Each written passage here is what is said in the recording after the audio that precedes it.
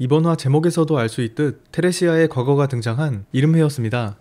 지난 화가 2기 23화와 관련이 있었듯이 이번 화인 3기 14화 테레시아 반 아스트레아는 1기 20화였던 비렐름 반 아스트레아와 큰 관련이 있었습니다.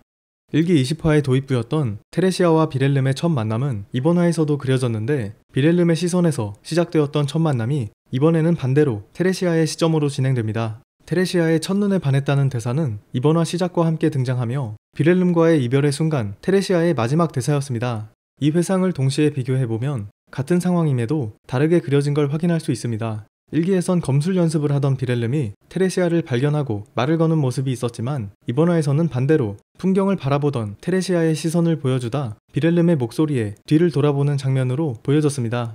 공통적으로 그려진 테레시아가 잠시 멍하니 바라보는 모습은 바로 앞장면 테레시아의 시점에서 보인 것처럼 비렐름을 처음으로 보는 순간이었는데 테레시아의 속마음을 떠올려보면 이 장면이 테레시아가 첫눈에 반한 순간이었습니다. 1기와 다른 느낌을 주면서 조금 더 묘사가 섬세해진 작화도 확인할 수 있었습니다. 이어 등장하는 비렐름과 테레시아의 결투는 지난화 C파트에서 이어집니다. 테레시아에게 오른쪽 옆구리를 베인 비렐름은 처음부터 오래 싸울 수 있을 거라 생각하지 않았는데 이는 테레시아가 태어나면서부터 지니고 있던 사신의 가호 때문입니다. 미미에게 아물지 않는 상처를 입힌 사신의 가호는 4화에서 어깨를 부여잡고 있던 비렐름으로부터 가호의 이름이 처음 등장합니다. 사신의 가호는 소유자가 준 상처에 낫지 않는 저주를 부여하는 힘입니다. 치유 마법이 듣지 않고 한번 상처를 낸 상대는 생명이 꺼질 때까지 그 힘이 유지되지만 가호 소유자가 죽으면 효과는 사라집니다. 이 힘은 거리에 따라 영향이 있어서 거리가 멀어지면 상처가 아물고 상처를 입힌 상대가 접근하면 아문 상처도 다시 벌어집니다. 비렐름의 상처는 테레시아가 죽고 나서 아문 상태였고 테레시아가 등장한 프리스텔라에서는 상처가 벌어져 다시 어깨를 부여잡던 것이었습니다. 비렐름의 상처는 치명상이 아니지만 치명상을 입었던 미미는 3분의 가호로 두 남동생들이 상처를 나눠받아 죽음을 지연시키고 있었습니다. 엔딩에 나왔던 피가 계속 흐르는 이 장면은 꽃이라는 테레시아의 상징물과 그녀가 가진 사신의 가호를 나타내고 있었습니다. 지난 화에서도 언급했듯 하인켈은 밧줄을 풀고 어디론가 향했는데 거리를 배회하던 하인켈은 적과 싸우는 아버지를 보게 됩니다. 아내와의 싸움에서 다른 누구도 아닌 외아들의 외침에 비렐름은 자세가 흐트러지고 혼신의 일격이 테레시아에게 닿지 못한 채로 다리를 찔리고 맙니다. 상황을 부정하는 하인켈은 테레시아를 바로 알아보지 못하는데 하인켈이 아는 모습과 다른 젊은 시절의 테레시아였기 때문이었습니다. 자신을 보라는 비렐름의 필사적인 외침에도 송장병사인 테레시아는 이미 움직이지 못하는 비렐름 대신 하인켈에게 검을 겨누고 한 점의 주저도 없는 목소리와 함께 라인하르트가 등장하며 검을 막아냅니다. 부조리를 허용하지 않는다는 라인하르트의 허리춤에서 그동안 뽑히지 않았던 리제로 세계관 최강의 한 자루 용검 레이드가 도신을 드러냅니다. 아스트레아 가문의 보검이지만 어디서 주어진 것인지 내력을 할 수 없는 용검 레이드는 검성만이 뽑을 수 있는데 그마저도 필요하게 될 순간 외에는 뽑을 수 없다고 합니다. 역대 검성 중에서는 칼날을 한 번도 본 적 없는 사람도 있다고 전해지지만 확실한 것은 용검이 뽑히고 아무것도 베지 않은 채로 다시 꽂힌 적은 없다는 사실입니다. 이러한 사실을 아는 비렐름은 감정적으로 호소하며 생명이 오가는 전장에서 자신의 감정을 우선하는 결코 해서는 안 될 말을 하게 됩니다. 한치의 동요도 없는 손자 라인하르트는 자신이 테레시아를 죽였다는 말을 남기고 단칼에 용검 레이드로 테레시아를 베어냅니다. 테레시아를 베는 찰나의 순간 용검 레이드가 지나간 궤적에는 아들의 아내를 데려왔을 때와 하인켈이 태어났을 때 기념식에서 있었던 입맞춤, 비렐름을 만나게 된 폐허의 꽃밭과 비렐름을 만나기 전 형제들의 죽음, 가호를 받은 후 자신의 오빠를 이겼을 때와 가호를 받기 전 어린 자신이 심은 꽃, 현재부터 과거까지 역순으로 그녀의 삶이 주마등처럼 스쳐 지나갑니다. 라인하르트가 한 자신이 테레시아를 죽였다는 말은 관념적인 표현입니다. 라인하르트가 실제로 죽인 것도 아니고 테레시아가 백경토벌에 나설 때 가호를 계승받고자 한 것도 아니었습니다. 어느 날 갑자기 계승받은 검성의 가호는 얄궂게도 전투 직전 라인하르트에게 계승되어 테레시아는 최후에 용검을 뽑지 못하고 죽게 되었습니다. 라인하르트는 테레시아의 죽음 이후 아버지와 할아버지에게 테레시아를 죽였다고 들어왔는데 이러한 대사는 테레시아의 죽음을 모두에게 상기시켜주면서도 감정의 변화 없이 검성의 책무를 다하는 라인하르트의 차가운 면모가 보여집니다.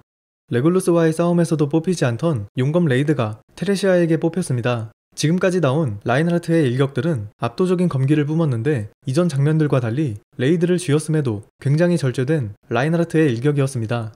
이번 화에서 다른 등장인물들이 라인하르트의 내면을 읽을 수 없듯이 감정을 드러내지 않는 듯한 표현이었고, 대신 그동안 여러 차례 뽑히지 않아 언제 뽑힐지 궁금하게 만들었던 용검의 위력은 검을 꺼낼 때 공기가 얼어붙고 땅이 요동치는 묘사로 가늠할 수 있었습니다.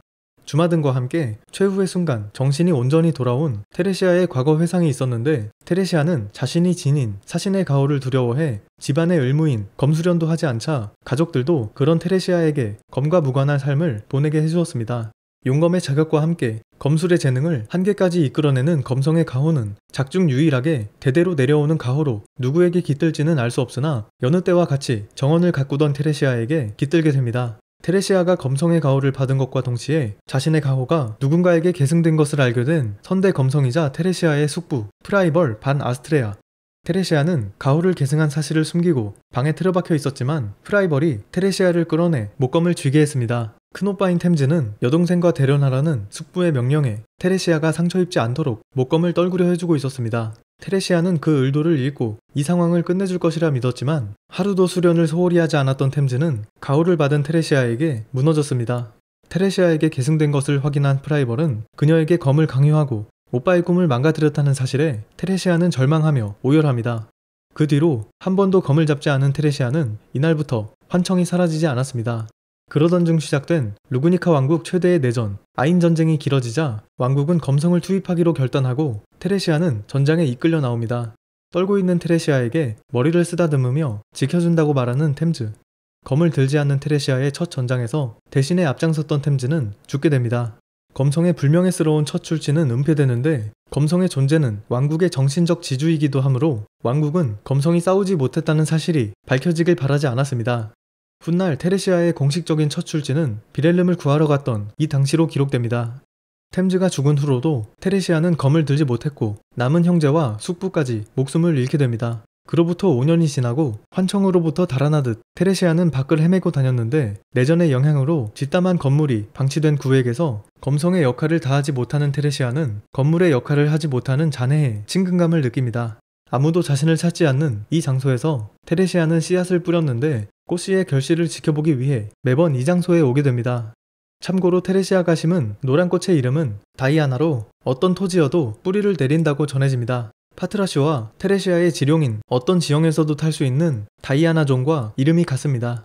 당시 비렐름이 속한 부대에서 최고참인 그가 쉬지 않으면 다른 대원도 쉴 수 없다는 이유로 비렐름은 쉬는 날에는 검수련을 금지당해 인적이 없는 것을 찾다 폐허에서 단련하기로 하는데, 이런 우연으로 테레시아는 비렐름과 처음 만나고 그에게 한눈에 반했습니다. 그 뒤로도 둘의 만남은 이어져 그저 테레시아가 꽃밭을 바라보고 그녀에게 서서히 반한 비렐름이 단련에 매진하는 것이 반복됩니다. 그러던 중 테레시아는 비렐름이 고향을 지키기 위해 홀로 전장에 나갔다는 보고를 듣고 비렐름과 만난 이후로 들리지 않던 환청이 다시 들리게 되는데, 테레시아는 이 순간만큼은 검을 들라는 환청이 정답이라고 생각합니다. 테레시아는 환청과 똑같은 말을 스스로 입에 담습니다. 그렇게 죽기 직전인 비렐름을 구해낸 테레시아. 비렐름을 지키고 가족을 지키고 왕국을 지키는 검성이 되는 것. 테레시아는 이때를 기점으로 검성인 자신이 지키기 위한 검이 되기로 결심합니다. 정체를 숨겨온 테레시아에게 격분한 비렐름은 군을 탈주하고 모습을 감춥니다. 둘의 결별 이후 시간이 흘러 테레시아는 검성으로서 아인 전쟁을 끝내는 데에 가장 큰 공헌을 했고, 기념식 도중 테레시아의 차례에 나타난 비렐름. 테레시아는 가슴이 세차게 뛰며 그를 사랑하는 마음을 주체할 수 없게 됩니다. 그런 마음을 억누르며 진심으로 맞받아친 테레시아를 이긴 비렐름은 원치 않게 검성이 되어 검을 쥐게 된 테레시아의 손에서 검을 내려놓고 꽃과 함께 살아가도록 만듭니다. 자신을 사랑하냐고 묻는 물음에 비렐름은 말로 표현하지 못하는데, 이 말은 테레시아가 죽을 때까지 전하지 못하게 됩니다. 약속한 대로 비렐름은 테레시아에게 검을 잡게 하지 않고 검에 미련이 없는 테레시아도 환청이 들리지 않는 평온한 나날이 이어집니다. 두 사람 사이에 태어난 외아들 하인켈은 시간이 흘러 아내가 될 루안나를 데려옵니다. 루안나와 하인켈 사이에서 라인하르트가 태어나는데, 후에 루안나는 잠자는 공주라는 이름의 병에 걸립니다. 몸에 이상이 없는데도 잠든 채로 깨어나지 못하는 병인 잠자는 공주는 잠들어 있는 동안 나이를 먹지 않고 식사도 필요 없습니다. 루그니카 왕국에서도 발병 사례가 적어 치료법이 없는데, 루안나는 라인하르트가 2살 때 잠들어 18년째 깨어나지 못하고 있습니다. 3기 시점 이전에 약을 찾아다녔던 하인켈은 프리실라를 만나게 되고 그녀의 진영에 들어가게 되었는데, 프리실라가 왕이 되면 왕국의 보물인 용의 피를 달라는 것이었습니다. 하인켈은 자신의 아들이 속한 펠트 진영을 견제할 수 있음을 어필했는데 이처럼 루안나를 깨우기 위해 수단과 방법을 가리지 않고 있었습니다. 이름뿐인 검성에게 왕국에서 몇십 년 만에 내린 요청, 그것은 세계를 위협하는 3대 마수 중 백경의 토벌이 목적인 대정벌에 참가해달라는 요청이었습니다. 테레시아는 대정벌에 참가하기로 결심합니다. 당시 근위기사단 단장이었던 비렐름은 백경 토벌에 동행할 수 없었습니다. 이때 왕성은 국왕의 동생 폴드 루그니카의 딸이 누군가에게 납치되었다는 전대미문의 사태로 혼란 상태였는데 이로 인해 근위기사단은 총력을 기울여 그 행방을 수색해야만 했습니다. 따라서 검기가 가지 않는 대정벌에 검성의 참가를 요청한 것입니다. 여담으로 폴드 루그니카의 납치된 딸은 현재 펠트로 추정되고 있습니다. 펠트가 왕족의 혈통이라면 왕선 후보자의 자격이 되기에 충분하며 단편집에서 등장한 펠트가 항상 꾸던 꿈이라고 착각하고 있는 갓난아기 시절의 기억 속에는 한 남자가 금빛 머리와 붉은 눈을 가진 인물에게 비밀리에 상자 속 아기를 건네받는 장면이 있었습니다. 모종의 이유로 밀약을 나누는 두 사람은 왕족의 특징을 지녔고 딸이 사라졌다고 알려진 폴드 루그니카와 말투에 묻은 특유의 어미와 인간과 다른 종족인 듯한 인물은 거인족인 로명감으로 추정됩니다. 대정벌 시점이자 납치 사건이 일어난 것은 15년 전 시점이었는데 펠트의 나이도 15세이며 로명감은 펠트를 갓난아기일 때부터 돌봤습니다. 루그니카 왕족은 금발 저간이라는 외형에 더해 덧니가 있는데 펠트도 같은 속성을 지녔습니다. 덧붙여서 루그니카의 성을 자칭하는 것답게 카펠라도 금발 저간에 덧니가 있습니다. 테레시아는 사신의 가호로 비렐름의 어깨에 상처를 냅니다. 비렐름과 맺어진 이후로 자기 의지로 사신의 가호에 제어가 가능해졌다고 묘사됩니다. 테레시아는 헤어지며 기념식에서 듣지 못한 그 말을 해달라고 말합니다.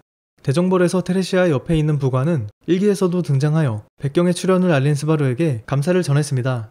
테레시아는 가호가 계승되어가는 느낌을 받고 용검이 뽑히지 않게 됩니다. 안개 속에서 홀로 남은 테레시아에게 다가오는 허식의 마녀 판도라. 테레시아는 한눈에 봐도 백경 이상으로 위험한 상대임을 알 수 있었습니다.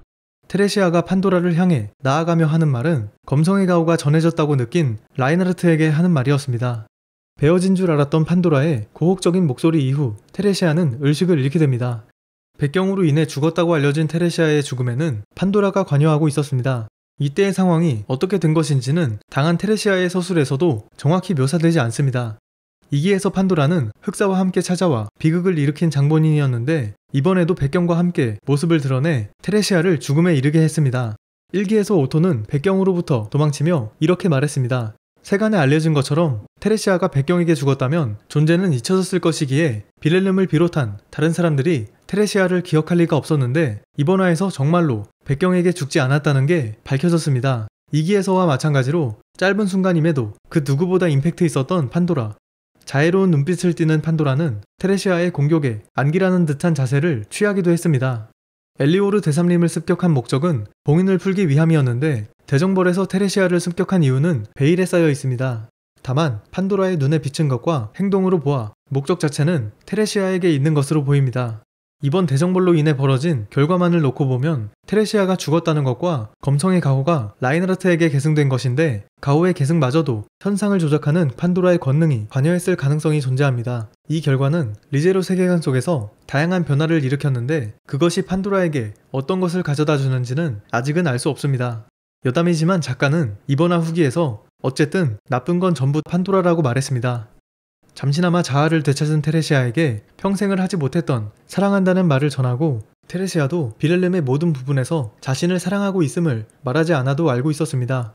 테레시아가 비렐름에게 들었던 말 중 가장 기뻤던 것은 이번 화에서도 나온 이 대사라고 합니다. 사랑한다고 말은 하지 않았지만 자신을 사랑한다는 걸 알 수 있는 첫 장면이었습니다. 비렐름은 말하지 못했던 말을 하며 마지막에는 미련을 남기지 않았는데 테레시아는 자신의 장난기 섞인 미련을 간직한 채로 이별합니다. 그런데도 웃음을 지으며 작별할 수 있던 이유는 말하지 않아도 비렐름의 사랑이 전해졌듯이 말로 표현하지 않아도 서로의 마음을 알 수 있기 때문이었습니다.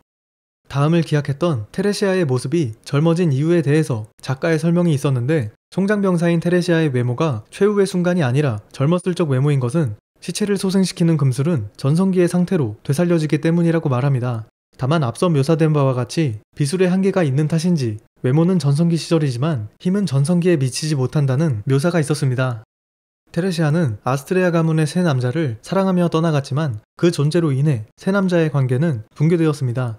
자신의 어머니 테레시아를 죽였다며 라인하르트를 몰아붙이는 하인켈. 라인하르트는 테레시아일 리가 없다며 자신은 옳은 일을 했다고 말합니다. 있을 수 없는 지금에서 팩은 이렇게 말했습니다. 이번 화에서 나온 라인하르트의 단적인 면모는 팩이 이렇게 말했던 이유가 보였던 장면이었습니다.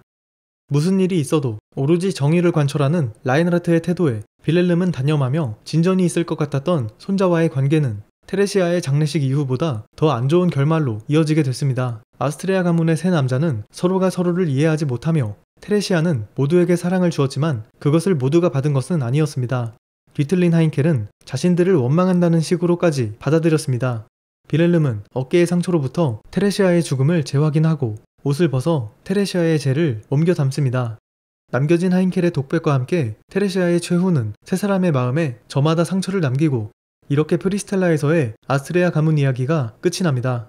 이 장면은 빌렐름과 라인하르트의 마지막 대화가 되는 장면으로 원작에서도 아스트레아 가문의 이야기는 지금까지 등장하고 있지 않습니다. 하인켈이 발로 찬 자신의 검은 빌렐름이 직접 물려준 검으로 그 이름은 가문의 이름과 같은 아스트레아였습니다. 하인켈은 첫 등장부터 아버지와 손자의 화해를 회방놓고 라인하르트에게 폭언을 쏟아붓는 등 쓰레기인 것처럼 나오지만 처음부터 이런 건 아니었습니다.